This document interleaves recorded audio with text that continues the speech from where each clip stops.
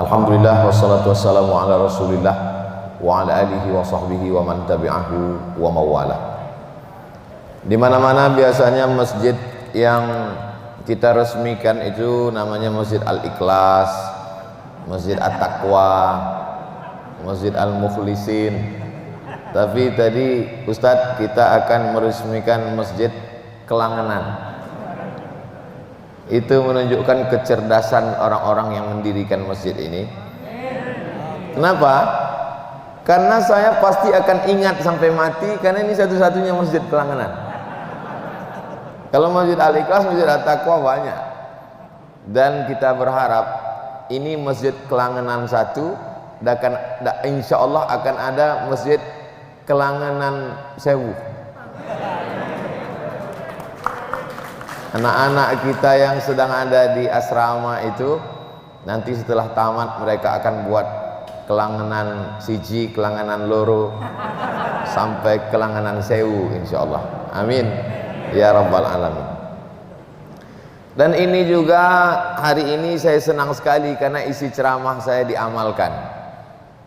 Selama ini selalu saya diminta meletakkan batu pertama, dan sejak itu tidak ada peningkatan. Berapa banyak batu pertama sekaligus batu terakhir. Selalu saya sampaikan, tolong kalau peletakan batu pertama jangan saya. Nanti pas penandatanganan prasasti setelah siap baru undang saya. Dan Masjid Kelangenan melakukan itu. Peletakan batu pertama Pak Bupati. Alhamdulillah Pak Bupati masih ingat. Tadi ketika Pak Rianto Pamungkas bertanya, Pak Bupati, Abah Bupati masih ingat? Kata Pak Bupati, masih di pojok sana, kata beliau. Beliau masih ingat posisi letaknya. Jadi kita melihat bagaimana kerjasama yang luar biasa. Tulisannya sudah cantik. Bismillahirrahmanirrahim. Lengkap semuanya. Cuman ada yang kurang. Titik ba-nya kurang. Hari ini Abdul Somad meletakkan titik ba. Berikut ini penandatanganan prasasti oleh Abdul Somad. Itu yang viral. Abdul Somad menandatangani prasasti Masjid Kelangenan di Pringsewu, Lampung. Itu yang dilihat orang. Itu yang akan dikenang orang. Orang tidak tahu siapa yang memasang lampunya, siapa yang memasang tiang yang 17 jadi 18. Kata Pak Bupati tadi mestinya 19 biar sesuai dengan ayat alaiha tis'ata asyar. Ada 19 malaikat yang mau mengampu singgasana arsy Allah Subhanahu wa taala. Artinya apa? Ini kerjasama yang luar biasa. Dan terima kasih yang tak terhingga kepada Bapak Kapolres, Bapak Dandim. Dalam sejarah ceramah saya baru kali ini pengawalnya lebih banyak dari jamaahnya. Luar biasa. Dan itu bukan sekedar canda, bukan gurau, memang serius. Dari kepolisian 150, dari tentara TNI 50, ada tambah-tambahan dari sahabat UAS lagi, sahabat UAS Lampung, dari marinir, dan jamaah yang boleh hanya 150. Jadi hitung-hitungannya itu memang hitung beneran. Oleh sebab tadi Pak Rianto menyebutkan, Ustadz Somad tolong disapa jamaah kita yang ada jauh menonton, menyaksikan ini tidak langsung, tapi insya Allah walaupun mereka menyaksikan ceramahnya online, surganya offline insya Allah. Jangan khawatir. Sama seperti anak-anak sekarang kuliahnya online, belajarnya online, tapi ijazahnya dan bayar uang kuliahnya offline. Maka santriwan santriwati yang sedang ada di asrama, Abdul Somad diminta untuk menyapa. Bagaimana kabar kalian? Hai guys semuanya. Mereka adalah anak-anak muda yang luar biasa berprestasi. Mereka adalah siswa-siswi IMBOS, Insan Mulia Boarding School. Jadi beberapa waktu yang lalu saya diminta. Mungkin ada yang penasaran melihat saya ceramah kali ini pakai baju yang luar biasa. Ada mungkin yang penasaran di jamaah di sana yang menyaksikan, gimana sih rasanya Pak Ustadz? Rasanya berat. Oleh sebab itu ini kemuliaan.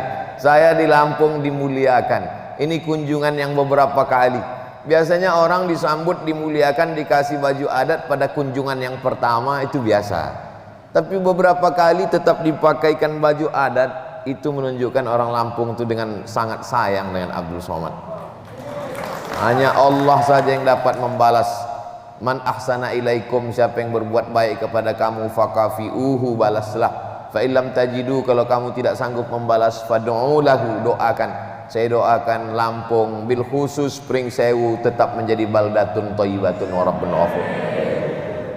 Bapak Ketua DPRD di tengah kesibukan masih sempat datang kemari. Bapak Gubernur, kita tahu, kita paham kesibukan menjelang pilkada beberapa kabupaten, maka tetap mengutus Bapak staf ahli untuk hadir bersama kita. Tak dapat saya sebut satu persatu, insya Allah semuanya dimuliakan Allah Subhanahu wa Ta'ala. Amin ya Rabbal Alamin. Saya ringkaskan sambutan saya, tausiah saya pada kesempatan ini pada 5 poin saja. Selalunya saya ceramah itu begitu, 5 poin, supaya cerita saya ini tidak ngalor ngidul kemana-mana, supaya tidak keluar dari rel. 5 selesai, 5 selesai. Untuk santriwan santriwati saya sebut 5 supaya mudah ngingatnya, mana tahu nanti masuk ujian. Yang pertama, man bana masjidan, siapa yang bangun masjid, banallah mislahu baitan fil jannah. Siapa yang bangun masjid, dibangunkan Allah untuknya satu tempat dalam surga. Jadi orang selalu berpikir 5, syahadat, sholat, zakat, puasa, haji. Itu tiangnya. Tiang masjid ada 10, tapi masjid bukan tiang 10. Ada dindingnya, ada lantainya, ada jendelanya, ada atapnya, ada kubahnya. Rukun Islam memang 5, tapi Islam bukan cuma yang 5 itu saja. Jangan orang terlalu berpikir singkat, yang penting saya syahadat, sholat, zakat, puasa, haji. Mesti bangun masjid. Insya Allah kita semuanya sebelum mati sempat bangun masjid. Terserah namanya, mau kelanganan, mau kangen ketemuan, yang penting bangun masjid. Kalau saya mudah saja kalau nanti ngasih namanya. Masjid apa? Masjid As-Somad. Doakan supaya sebelum mati saya sempat bangun masjid. Jadi kepada anak-anak kita juga kita pesankan demikian. Anakku, sebelum engkau mati supaya bangun masjid. Melihat masjid ini kita seperti teringat sesuatu. Melihat kepala tiangnya, melihat ornamen atas, melihat lampunya, melihat pintunya. Dari 4 yang saya sebutkan ini, kepala tiang, ornamen atas, lampu dan pintu, saya kira semuanya kita sepakat. Saat melihat ini semuanya kita serentak, Allahumma salli ala Sayyidina Muhammad wa ala ali Sayyidina Muhammad, karena semuanya mengingatkan kita ke Masjid Nabawi. Mudah-mudahan dengan datangnya kita ke masjid ini selalu melihat tiang, melihat lampu, melihat atap, melihat pintu, sering berselawat, semuanya kita insya Allah disampaikan ke Masjid Nabawi. Allahumma salli ala Sayyidina Muhammad wa ala ali Sayyidina Muhammad. Oleh sebab itu sekarang ini kalau kita lihat pembangunan masjid, masjid diidentikan dengan bangunan yang biasa-biasa saja, bangunan yang sederhana, bangunan bahkan yang kotor, kumuh. Tapi begitu kita sampai ke masjid Kelangenan, masjid yang megah, masjid yang cantik, masjid yang berbalut emas, ini mesti hati-hati juga nih. Tapi saya yakin di Pring Sewu aman. Kalau di tempat saya ini mesti pakai besi, kalau tidak diambil orang nanti. Nah, oleh sebab itu maka Pring Sewu negeri yang aman, maka menunjukkan keindahan, sehingga ketika melihat keindahan itu kita bertasbih subhanallah, masya Allah, tabarakallah. Kita pun bisa berkata Rabbana ma khalaqta hadza batila, tidaklah yang kau ciptakan ini sia-sia ya Allah. Jadi ada kebanggaan dalam hati, ada kesenangan dalam hati, kesenangan, kelangenan, ingin ketemu, ingin selalu berjumpa, ingin datang lagi. Nama adalah doa.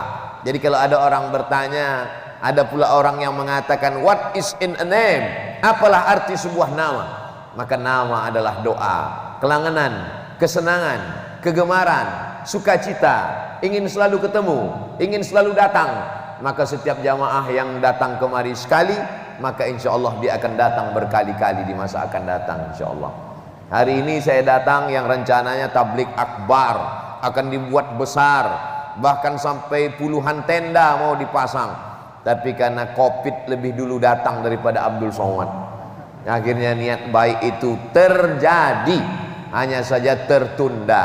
Ini bukan acara intinya, ini gladi kotornya. Ini baru rapat panitianya.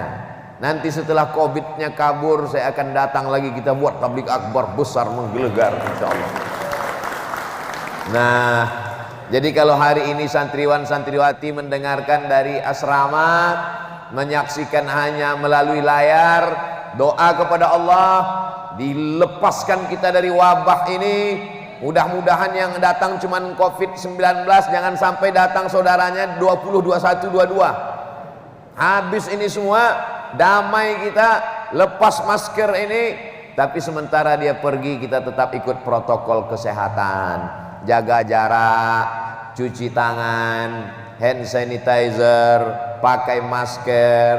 Maka sebetulnya sebagai penceramah, saya sulit berceramah di depan orang pakai masker, sebab saya tidak tahu responnya, entah senyum, entah marah, matanya aja berkedip-kedip.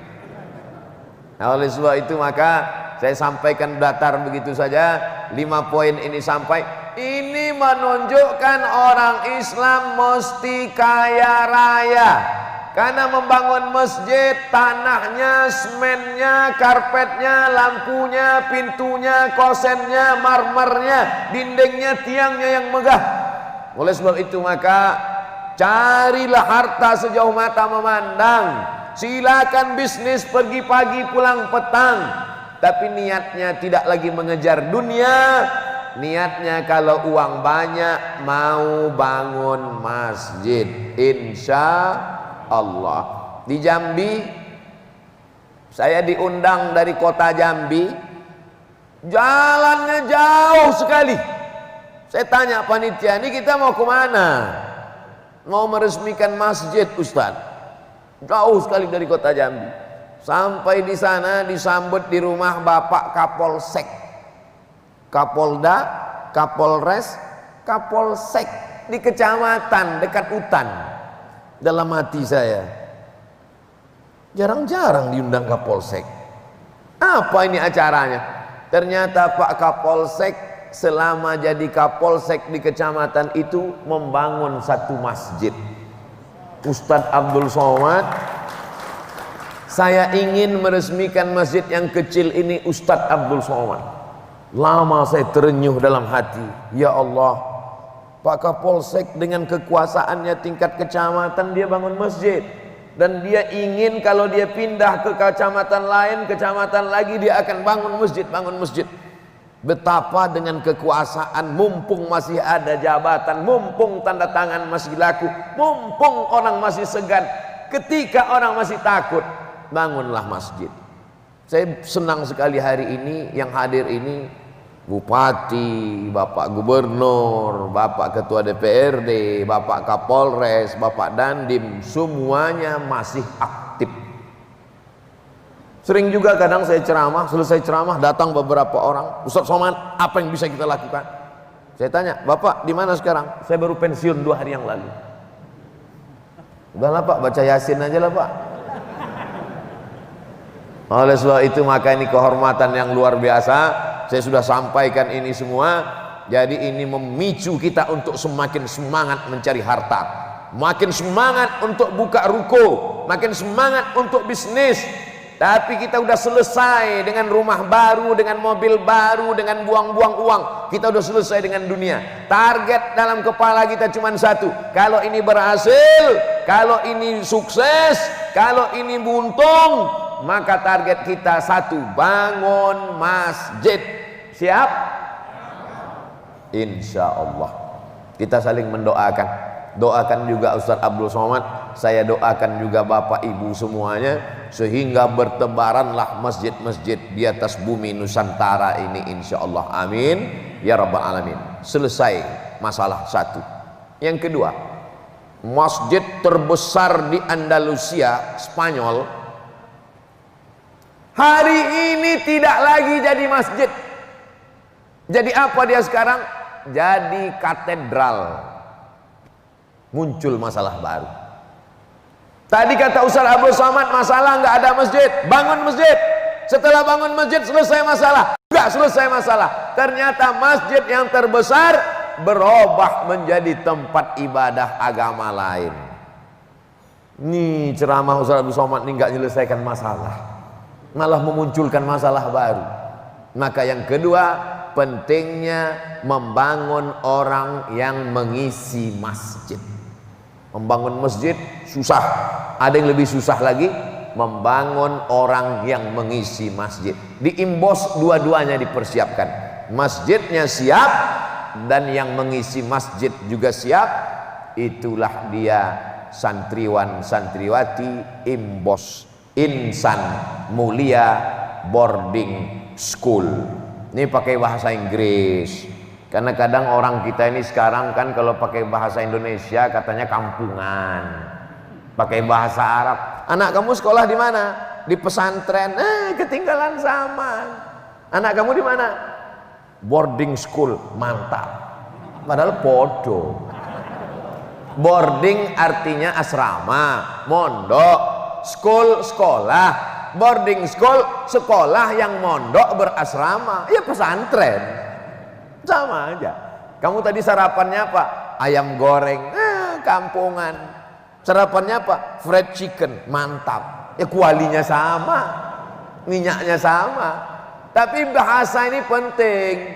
Betapa bahasa itu luar biasa. Itunya makanya santri-santri pembawa acara tadi sampai 3 bahasa yang dipakai. Luar biasa. Jadi membangun masjidnya sudah, membangun yang memakmurkan masjid, muazzinnya, imamnya, khotibnya, bilalnya, yang membaca tarhimnya. Assalatu wassalamu alaik, alaika ya man, ya man asra bikal muhaiminu laila. Setengah jam sebelum azan subuh, supaya orang siap-siap bangun tahajud, supaya orang-orang siap. Allahu Akbar, Allahu Akbar. Belum masuk waktu asar. Oleh sebab itu muazzinnya disiapkan, imamnya disiapkan. Bismillahirrahmanirrahim. Alhamdulillahi rabbil alamin. Ar-Rahmanir-Rahim. Saya suka karena mic-nya mantap aja. Suara saya biasa aja, tapi karena mic-nya mantap, saya aja senang dengar. Kata jamaah, ustadz aja kepedean. Oleh sebab itu, ini rukun-rukun yang pokok. Ini rukun artinya tiang. Tiangnya mesti kuat. Kadang beberapa masjid kita datang, aduh, sudahlah karpetnya lapuk, basah, bau. Imamnya lebih banyak batuk daripada ayat. Masjid-masjid pinggir jalan, kalau kita jalan jauh, ketika masyarakat di situ kita tanya, komplain, kenapa dia yang maju? Masih syukur dia maju, Pak. Kalau nggak ada dia, nggak ada yang sholat di sini. Oleh sebab itu membangun masjid sulit, tapi membangun yang mengisi masjid. Tapi alhamdulillah, Yayasan Islamic Boarding School Insan Mulia, dua-duanya dibangun. Bangunan fisiknya ada, bangunan mentalnya ada. Itulah yang ada dalam lagu kebangsaan Indonesia Raya. Bangunlah jiwanya, bangunlah badannya. Badannya mana? Ini badannya. Tapi jiwanya mana? Itulah dia yang akan mengisi di dalam. Jadi kalau ada orang bertanya, Ustaz Somad waktu ceramah di Imbos itu jiwanya mana? Jiwanya sedang online. jiwanya sedang mengikuti kita. Oleh sebab itu bapak-bapak yang ada di Pringsewu yang sudah mendaftarkan anaknya di Imbos, alhamdulillah. Yang belum mendaftarkan, nauzubillah. Insya Allah daftarkan anak-anak Anda ke Imbos di Pringsewu, Lampung sebelum tanggal penutupan berikut ini.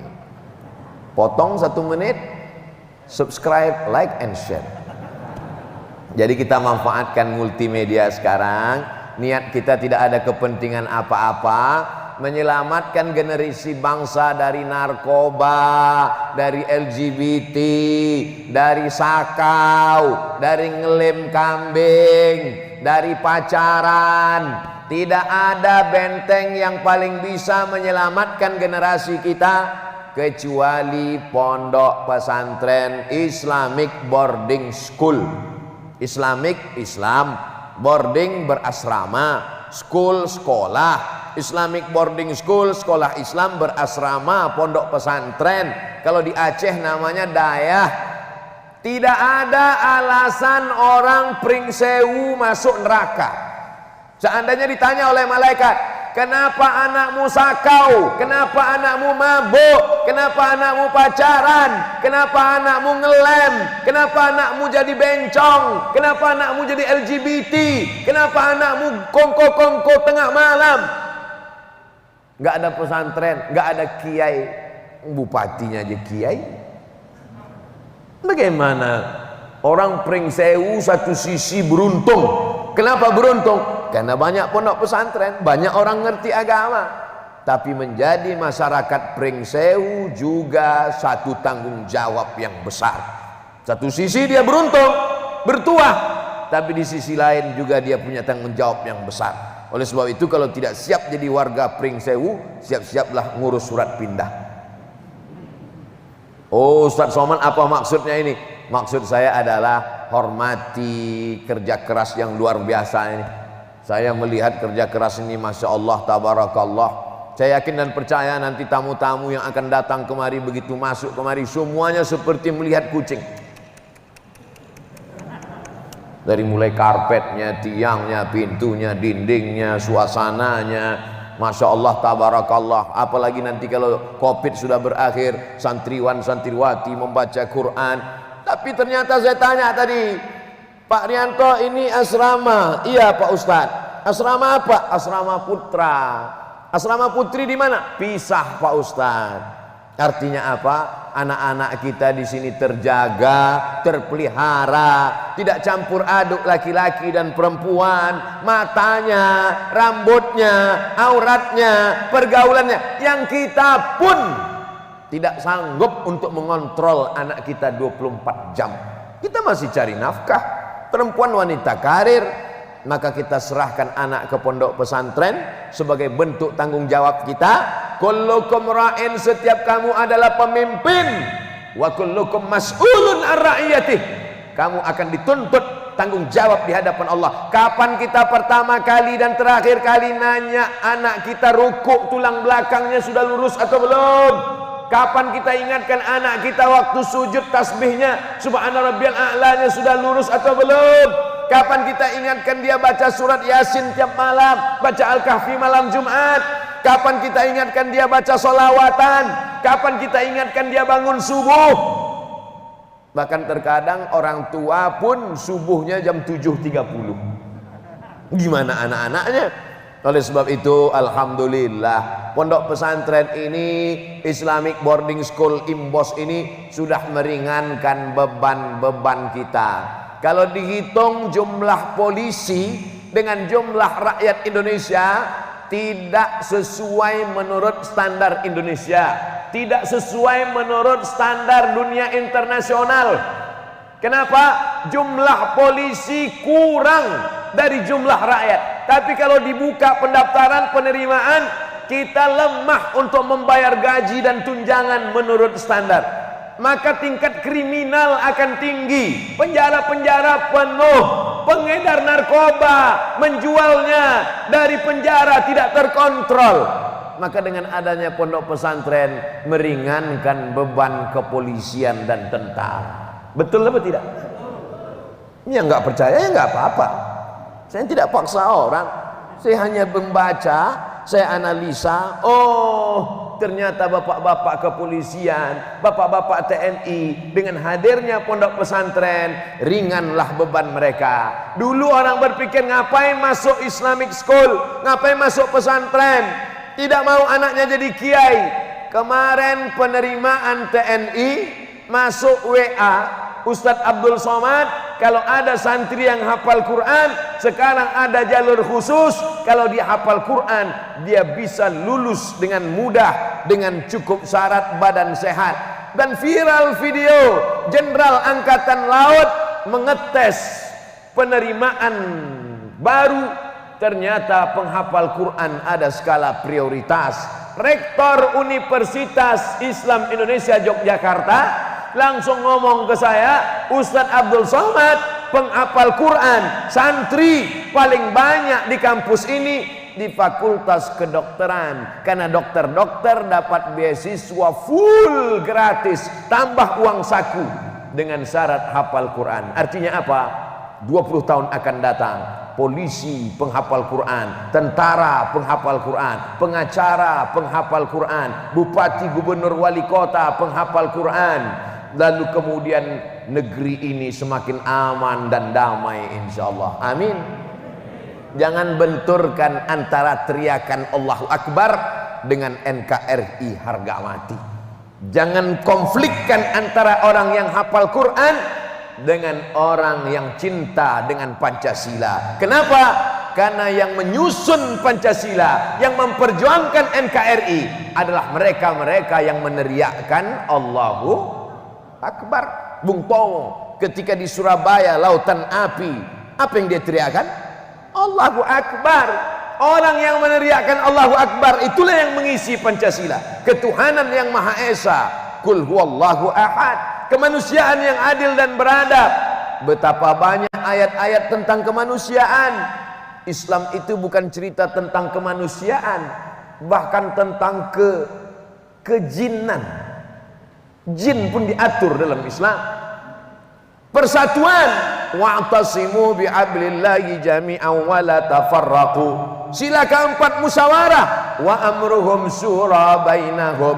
Orang Islam memutuskan perkara dengan musyawarah. Keadilan sosial bagi seluruh rakyat Indonesia. I'dilu huwa aqrabu littaqwa. Bersikap adillah kamu, karena adil itu mendekatkan kamu kepada takwa kepada Allah. Intisari dari ajaran Quran dan Sunnah dibentuk oleh para ulama menjadi Pancasila, dijabarkan dengan Undang-Undang Dasar 1945. Jadilah kita negara kesatuan Republik Indonesia. Jangan benturkan antara anak pesantren yang berteriak Allahu Akbar dengan kita yang cinta NKRI, karena satu hembusan nafas kita adalah Allahu Akbar dan kita cinta negara kesatuan Republik Indonesia. Jadi jangan takut anaknya di pondok pesantren nanti akan melupakan.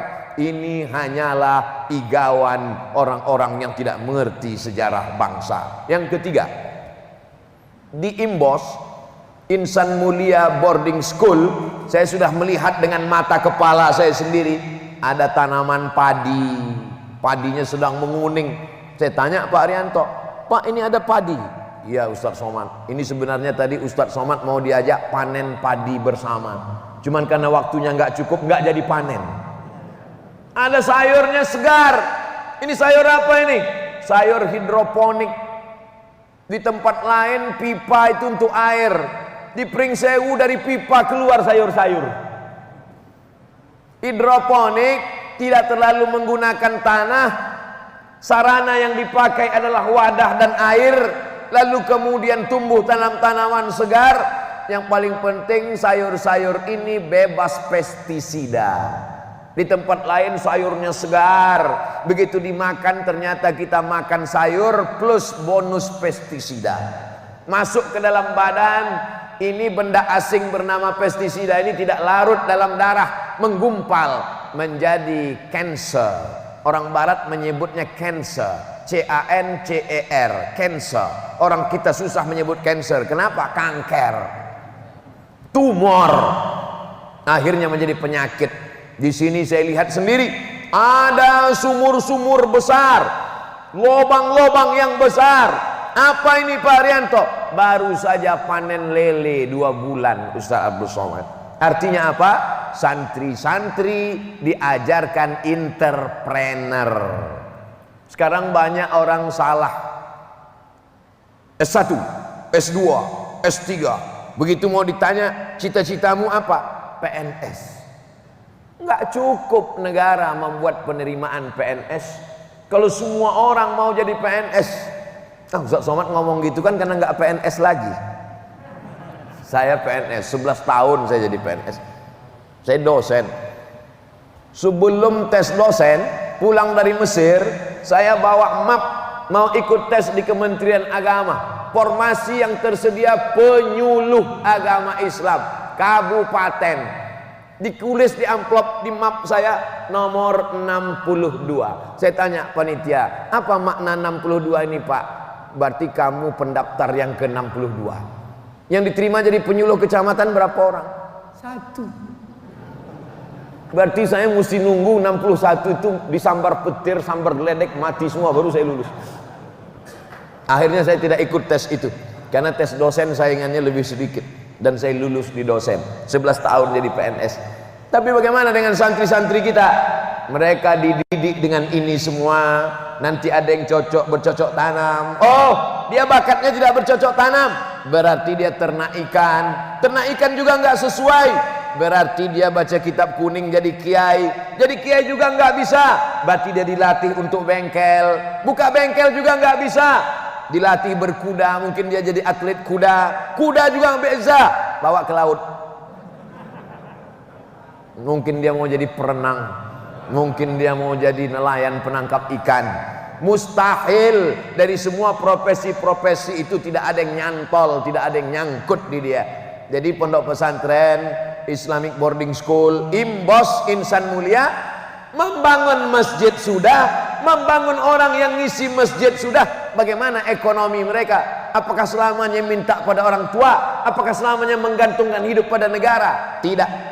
Anta da'a warasataka aghniya, kau tinggalkan anak cucumu dalam keadaan mampu, secara finansialnya mandiri, khairan, lebih baik min anta da'ahum, daripada kau tinggalkan mereka alatan, mereka dalam keadaan miskin susah, yatakaffafuna 'alan nas, minta-minta kepada orang tua. Di antara bahaya anak yang dibesarkan oleh nenek, ini yang ngomong dokter ke saya, jangan titipkan anak ke nenek, ke mbah. Kenapa? Nanti anak itu tidak pandai ngikat tali sepatu. Saya nggak nyambung Pak Dokter. Gimana maksudnya? Seorang nenek kakek amat sangat sayang pada cucu.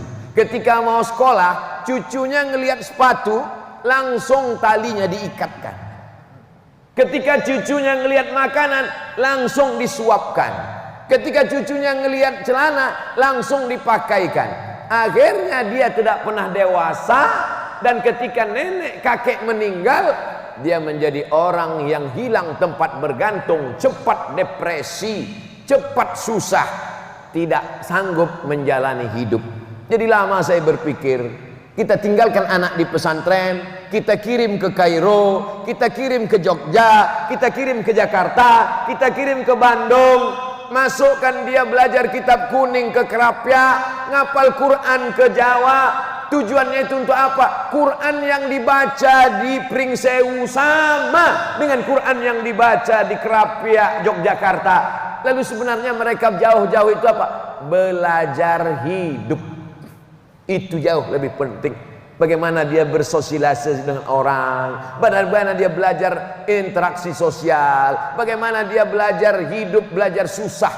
Oleh sebab itu meninggalkan anak di pesantren, sayang kepada anak bukan diletakkan di celah ketiak. Sayang kepada anak bukan ditempatkan di rumah dengan kamar yang spesial, dibelikan mobil, dibelikan motor, dibelikan harta. Ketika kita mati, dia menjadi tukang jual tanah. Dan yang dijualnya tanah kita, lama-lama tanah kuburan kita pun digadaikannya juga. Oleh sebab itu, ini pendidikan yang luar biasa. Jadi bapak ibu yang sudah mengirim anaknya ke pesantren, setelah tamat pesantren masuk ITB Bandung, masuk IPB Bogor, masuk UI Jakarta, masuk UII Yogyakarta, dikirim ke Al-Azhar Kairo, sampai ke Hadramaut Tarim Yaman. Mereka belajar hidup. Kitabnya sama, I'anatut Thalibin yang dibaca di Pringsewu, I'anatut Thalibin juga yang dibaca di Yaman. Mazhab Syafi'i yang ada di Suriah, mazhab Syafi'i juga yang ada di Lampung, sama. Tujuannya apa? Belajar hidup, sehingga ketika kita mati mereka siap menghadapi hidup. Hidup ini badainya kencang, anginnya puting beliung, karangnya tajam. Kalau perahunya tidak kokoh, tiang kapalnya tidak kuat, bahteranya tidak hebat, nakhodanya tidak ahli, alamat kapal akan tenggelam. Maka saya ikut bangga dengan adanya Imbos ini. Maka mereka sedang mendidik anak-anak kita menjadi entrepreneur. Insya Allah alumni yang sekarang ada hampir 1000 orang ini, mereka akan tersebar ke seluruh Nusantara, ke seluruh Indonesia, dari mulai Sabang sampai Papua, insya Allah, amin. Menyebarkan ini semua.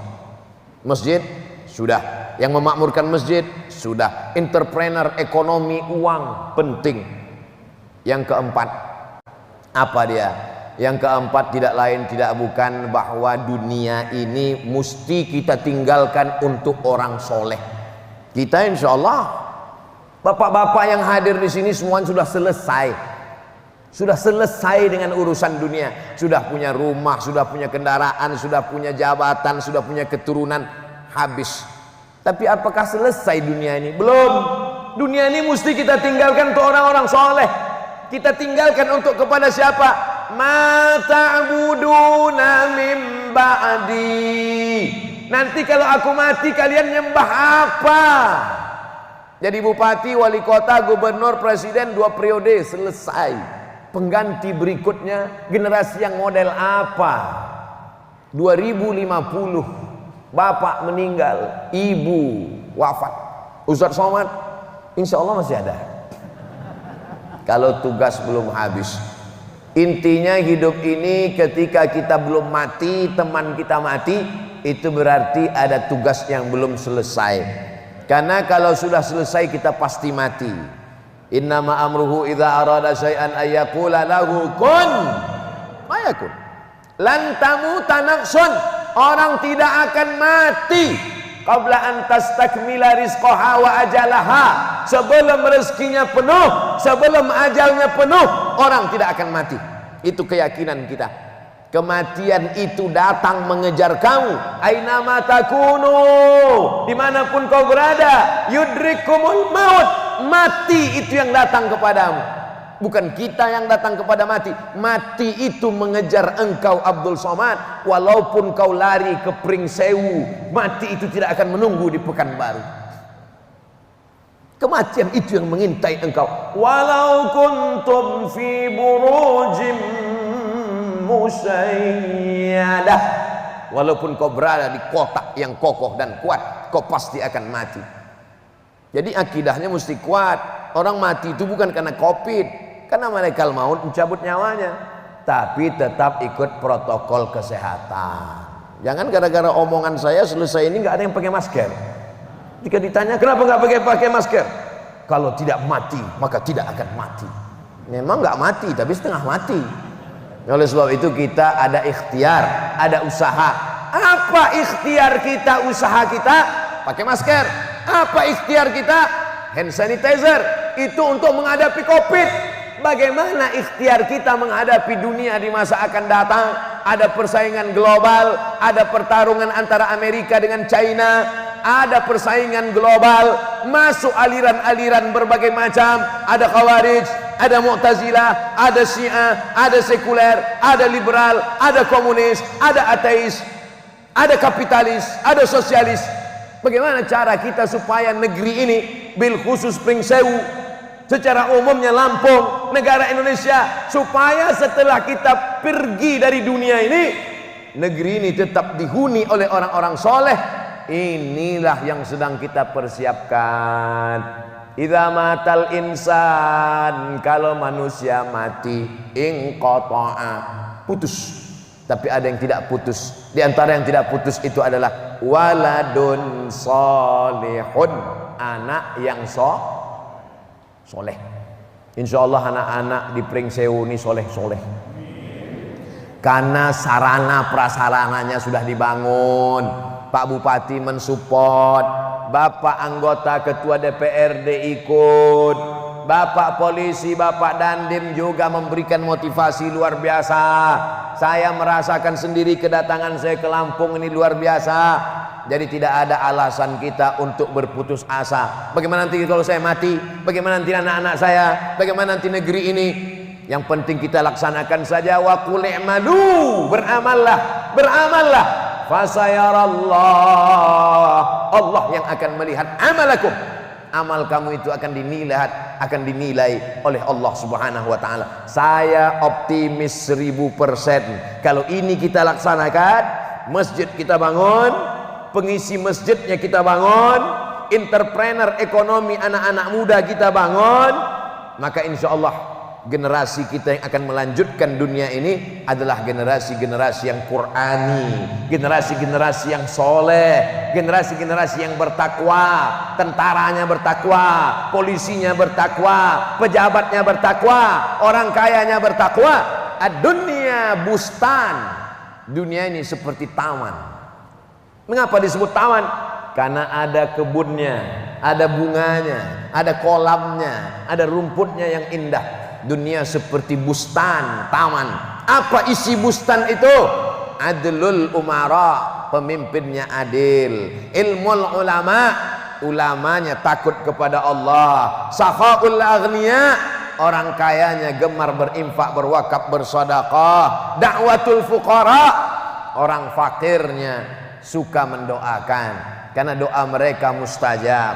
Bukan hanya untuk diri mereka, untuk semua umat. Tapi yang terjadi kalau negeri ini kacau balau, apa yang terjadi? Pemimpin tidak adil, ulama menjual fatwa, orang kaya berkhianat, orang miskin ngamuk nggak tentu arah. Dunia sudah kiamat, isinya kiamat duluan sebelum dunianya kiamat. Yang terakhir, yang kelima, setelah kita berusaha, yang empat ini usaha. Bangun masjid, usaha. Membangun yang memakmurkan masjid, usaha. Melatih generasi muda dengan entrepreneur, usaha. Meninggalkan generasi yang dipersiapkan untuk melanjutkan dunia, usaha. Tapi usaha ini akan hampa, kosong, tidak ada apa-apanya kalau tidak masuk yang kelima. Yang kelima itu adalah doa. Orang yang hanya berusaha, nggak mau berdoa, sombong. Berdoa aja nggak mau berusaha, pesong. Pesong itu miring. Berdoa saja tak mau berusaha. Maka kita sesuai antara usaha dan doa. Abdul Somad datang berdoa, Abdul Somad datang minta doa, Abdul Somad datang didoakan. Kita ini tidak keluar dari tiga: mendoakan, didoakan, minta doa. Makanya di akhir majelis selalunya kita lakukan tiga itu: mendoakan, didoakan, minta doa. Abdul Somad minta doa supaya Abdul Somad mati husnul khatimah. Jangan sekarang, besok masih ada jadwal. Anak-anak kita doakan, bangun tengah malam dengan kemuliaan surat Al-Fatihah. Bacakan Al-Fatihah, bacakan Al-Fatihah itu tawassulan dengan Al-Fatihah. Setelah Al-Fatihah solawat.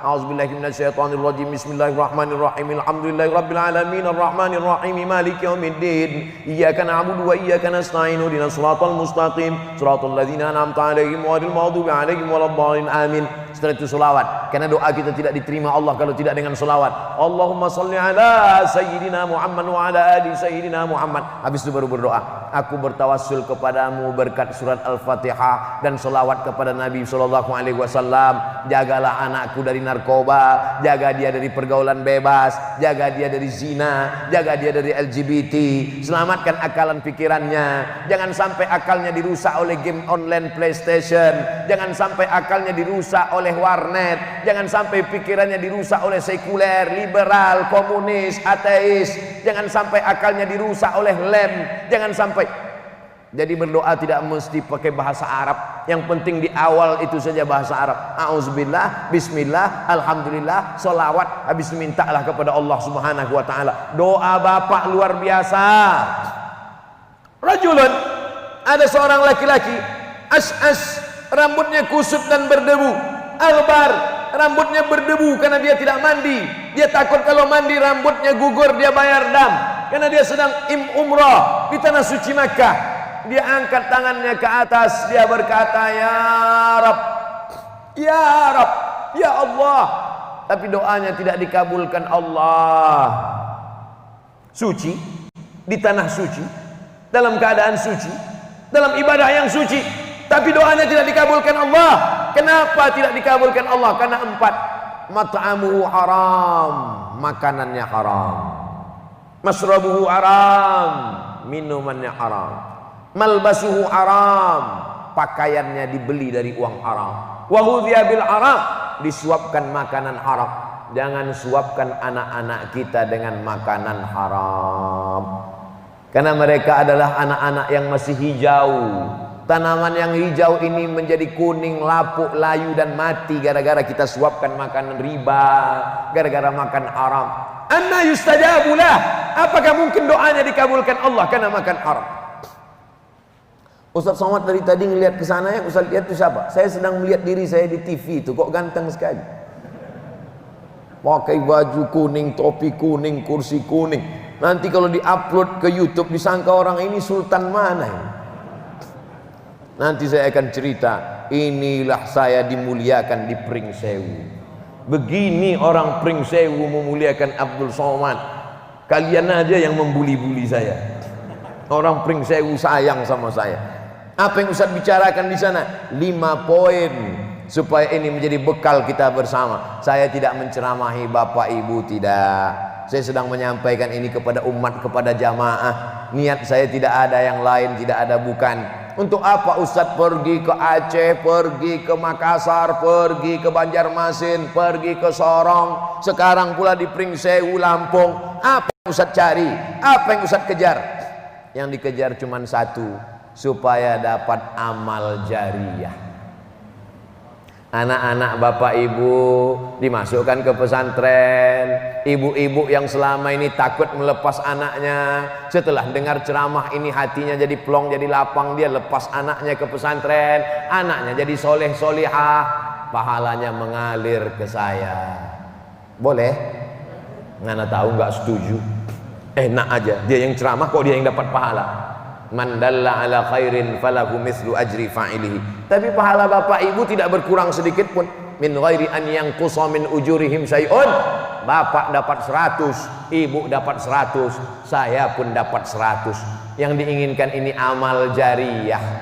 Enak ya Ustadz, ceramah dapat amal jariah 100. Kami yang polisi, yang tentara, yang pejabat, yang anggota dewan, polisi nggak perlu ceramah, tentara nggak perlu ceramah, pejabat nggak perlu ceramah. Mereka cukup dengan seragamnya, dengan bajunya, mereka pun juga mendapatkan amal jariah. Saya begitu bangga melihat polisi, tentara, pegawai, ASN, pengacara, hakim masuk ke masjid, sholat.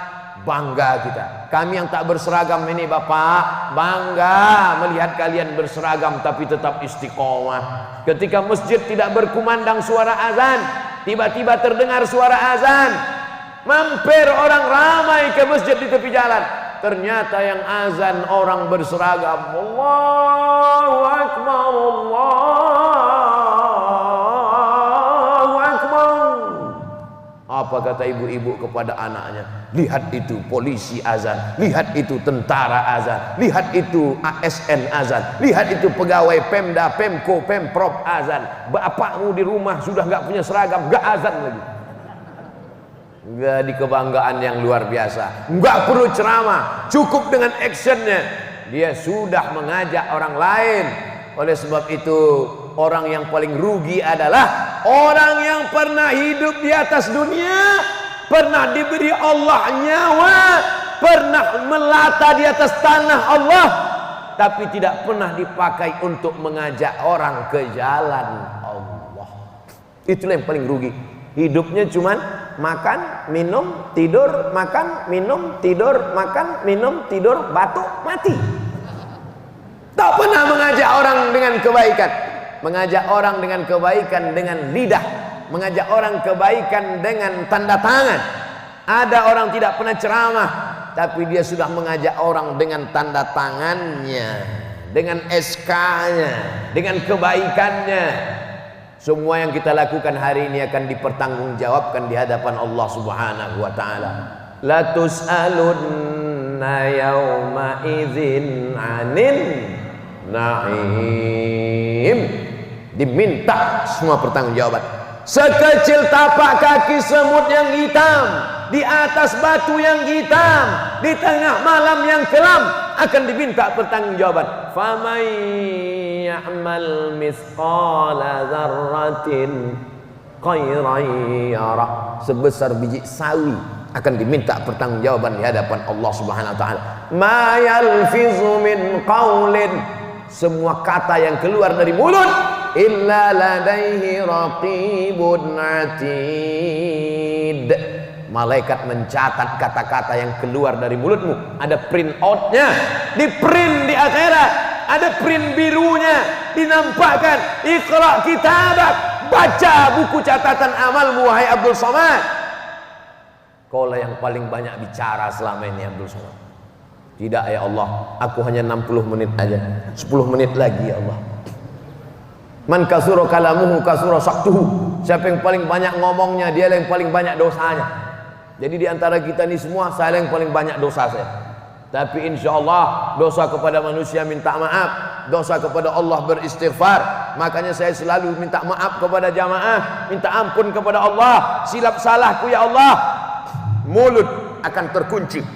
Mulut yang paling pandai bicara, mulut yang paling pandai bersilat lidah, mulut yang paling pandai membela diri.